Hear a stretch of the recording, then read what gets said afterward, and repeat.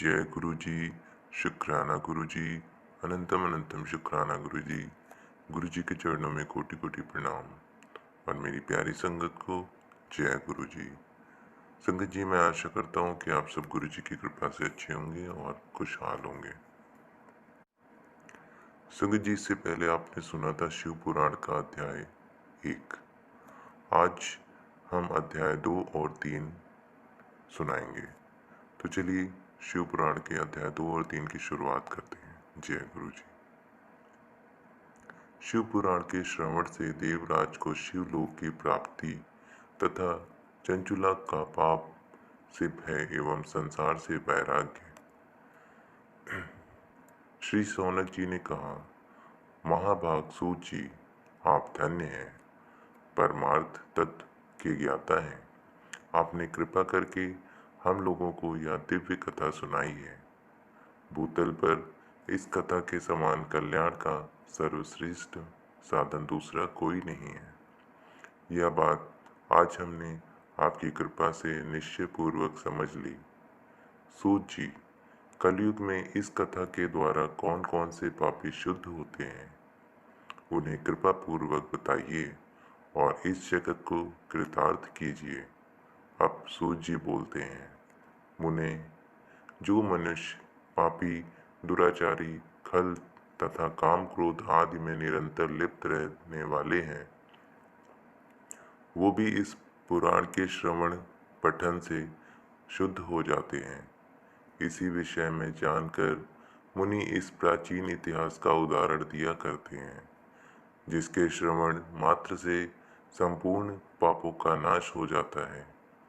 पहले की बात है, कहीं की रातों के नगर में एक ब्राह्मण रहता था, जो ज्ञान में अत्यंत दुर्बल, दरिद्र, रस बेचने वाला तथा वैदिक धर्म से विमुख था। वह स्नान, संध्या आदि कर्मों से भ्रष्ट हो गया था एवं वैश्यावृत्ति में तत्पर रहता था। उसका नाम था देवराज। वह अपने ऊपर विश्वास करने वाले लोगों को ठगा करता था। उसने ब्राह्मणों, क्षत्रियों, वैश्यों, शूद्रों तथा दूसरों को भी अपने बहानों से मारकर उन सब का धन हड़प लिया करता था। परंतु उस पापी का थोड़ा सा भी धन धर्म के काम में नहीं लगा। वह वेश्यागामी तथा सब प्रकार के आचार भ्रष्ट था। एक दिन वह घूमता घुमाता प्रतिष्ठानपुर में जा पहुंचा। वहां उसे एक शिवालय देखा, जहां बहुत से साधु महात्मा एकत्र हुए थे। देवराज उस शिवालय में ठहर गया, किंतु वहां उसे ज्वर आ गया। उस ज्वर से उसको बहुत पीड़ा होने लगी। वहां एक ब्राह्मण देवता शिव पुराण की कथा सुना रहे थे। ज्वर में पड़ा हुआ देवराज ब्राह्मण के मुखारविंद से निकली हुई उस शिव कथा को निरंतर सुनता रहा। 1 मास के बाद वह ज्वर से अत्यंत पीड़ित होकर चल बसा। यमराज के दूत आए और उसे पाशों में बांधकर बलपूर्वक यमपुरी में ले गए। इतने में ही शिवलोक से भगवान शिव के पार्षदगण आ गए। उनके गौर अंग कर्पूर के समान उज्ज्वल थे, हाथ त्रिशूल से सुशोभित हो गए थे। उनके संपूर्ण अंग भस्म से चमक रहे थे और रुद्राक्ष की मालाएं उनकी शरीर की शोभा बढ़ा रही थी। वे सब के सब क्रोधपूर्वक यमपुरी गए और यमराज के दूतों को मार पीट कर बारंबार धमका कर उन्होंने देवराज को उनके चंगुल से छुड़ा लिया और अत्यंत अद्भुत विमान पर बिठाकर जब वे शिवदूत कैलाश जाने को उद्यत हुए, उसी समय यमपुरी में भारी कोलाहल मच गया। उस कोलाहल को सुनकर धर्मराज अपने भवन से बाहर आए। साक्षात दूसरे रुद्रों के समान प्रतीत होने वाले उन चारों दूतों को देखकर यमराज धर्मज्ञ धर्मराज उनसे विधि पूर्वक पूजन किया और ज्ञान दृष्टि से देखकर सारा वृत्तांत जान लिया। उन्होंने भय के कारण भगवान शिव के उन महात्मा दूतों से कोई बात नहीं पूछी, उल्टे उन सब की पूजा एवं प्रार्थना की। तत्पश्चात वे शिवदूत कैलाश को चले गए और वहां पहुंचकर उन्होंने उस ब्राह्मण को दया सागर सांब शिव के हाथ में दे दिया। शौनक जी कहते हैं, महाभाग सूत जी, आप सर्वज्ञ हैं। महामते, आपकी कृपा प्रसाद से मैं बारंबार कृतार्थ हुआ। इस इतिहास को सुनकर मेरा मन अत्यंत आनंद में निमग्न हो रहा है। अतः अब भगवान शिव में प्रेम बढ़ाने वाली शिव संबंधिनी दूसरी कथा को भी कहिए। श्री सूत जी बोले, शौनक सुनो, मैं तुम्हारे सामने गोपनीय कथा वस्तु का भी वर्णन करूंगा, क्योंकि तुम शिव भक्तों में अग्रण्य तथा वेताओं में श्रेष्ठ हो। समुद्र के निकटवर्ती प्रदेश में वास्कल नामक ग्राम है, जहाँ वैदिक धर्म से विमुख महापापी द्विज निवास करते हैं। वे सब के सब बड़े दुष्ट हैं। उनका मन दूषित विषय भोगों में ही लगा रहता है। वे न देवताओं पर विश्वास करते हैं, न भाग्य पर। वे सभी बड़े कुटिल वृत्ति वाले हैं। किसानी करते और भांति भांति के घातक अस्त्र शस्त्र रखते हैं। वे व्यभिचारी और खल हैं। ज्ञान, वैराग्य तथा सधर्म का सेवन ही मनुष्यों के लिए परम पुरुषार्थ है। इस बात को वे बिल्कुल नहीं जानते हैं। वे सभी पशु बुद्धि वाले हैं। अन्य वर्णों के लोग भी उन्हीं की भांति कुत्सित विचार रखने वाले स्वधर्म विमुख एवं खल हैं। वे सदा कुकर्म में लगे रहते हैं और नित्य विषय भोगों में ही डूबे रहते हैं। वहाँ की सब औरतें भी कुटिल स्वभाव की, स्वेच्छाचारिणी, पापासक्त, कुत्सित विचार वाली और व्याभिचारिणी हैं। वे सद्व्यवहार तथा सदाचार से सर्वथा शून्य हैं। इस प्रकार वहाँ दुष्टों का ही निवास है। उस वास्कर नामक ग्राम में किसी समय एक बिंदुक नामक ब्राह्मण रहता था।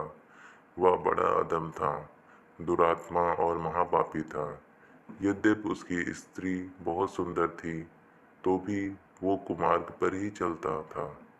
उसकी पत्नी का नाम चंचुला था। वह सदा उत्तम धर्म के पालन में लगी रहती थी, तो भी वह दुष्ट ब्राह्मण वेश्यागामी हो गया था। इस तरह कुकर्म में लगे उस बिंदुक के बहुत वर्ष बीत गए। उसकी स्त्री चंचुला काम से पीड़ित होने पर भी स्वधर्म नाश के भय से क्लेश सहकर भी दीर्घ काल तक धर्म से भ्रष्ट नहीं हुई, परंतु दुराचारी पति के आचरण से प्रभावित हो आगे चलकर वह भी दुराचारणी हो गई। इस तरह दुराचार में डूबे हुए उन मूढ़ चित्त वाले पति पत्नी को बहुत सा समय व्यर्थ बीत गया। तदनंतर शूद्र जातीय वेश्या का पति बना हुआ वह दूषित बुद्धि वाला दुष्ट ब्राह्मण बिंदुक समयानुसार मरकर नरक में जा पड़ा। बहुत दिनों तक नरक का दुख भोगकर वह मूढ़ बुद्धि पापी विंध्य पर्वत पर भयंकर पिशाच हुआ। इधर उस दुराचारी पति बिंदुक के मर जाने पर वह मूढ़ हृदया चंचुला बहुत समय तक अपने पुत्रों के साथ घर में ही रही। एक दिन दैव योग से किसी पुण्य पर्व के आने पर वह अपने भाई बंधुओं के साथ गोकर्ण क्षेत्र में गई। तीर्थ यात्रियों के संग से उसने भी उस समय जाकर किसी तीर्थ के जल में स्नान किया। फिर वह साधारणतया बंधुजनों के साथ यत्र तत्र घूमने लगी। घूमती घुमाती किसी देव मंदिर में गई और वहां उसने एक दैवज्ञ ब्राह्मण के मुख से भगवान शिव की परम पवित्र एवं मंगलकारिणी उत्तम पौराणिक कथा सुनी। कथावाचक ब्राह्मण कह रहे थे, जो स्त्री पुरुष के साथ व्यभिचार करती है वो मरने के बाद यमलोक जाती है। तब यमराज के दूत उनकी योनि में तपे हुए लोहे का परिधि डालते हैं। पौराणिक ब्राह्मण के मुख से यह वैराग्य बढ़ाने वाली कथा सुनकर चंचुला भय से व्याकुल होकर वहां पर कांपने लगी। कथा समाप्त हुई और सुनने वाले सब लोग बाहर चले गए। तब वह भयभीत नारी एकांत में शिव पुराण कथा वाचने वाले ब्राह्मण देवता से बोली। चंचुला ने कहा, ब्राह्मण, मैं अपने धर्म को नहीं जानती थी, इसलिए मेरे द्वारा बड़ा दुराचार हुआ। स्वामिन, मेरे ऊपर अनुपम कृपा करके मेरा उद्धार कीजिए। आज आपके वैराग्य रस से ओतप्रोत इस वचन को सुनकर मुझे बड़ा भय लग रहा है। मैं कांप उठी हूँ और मुझे इस संसार से वैराग्य हो गया है।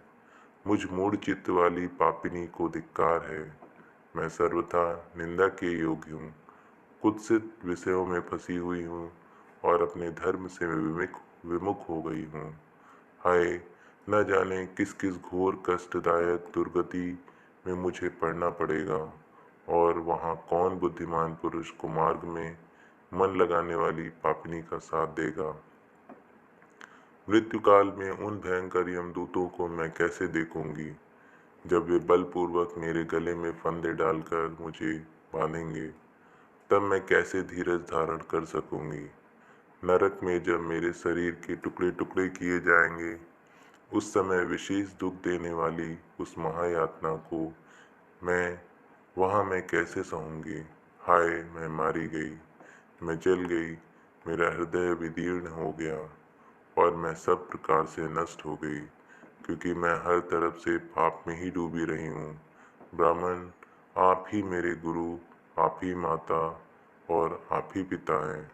आपकी शरण में आई हूँ, मुझ दीन अबला पर आप ही उद्धार कीजिए। अब सूत जी कहते हैं, शौनक, इस प्रकार खेद और वैराग्य से युक्त चंचुला ब्राह्मण देवता के चरणों में गिर गई। तब उन बुद्धिमान ब्राह्मण ने उसे कृपा पूर्वक उठाया और इस प्रकार कहा।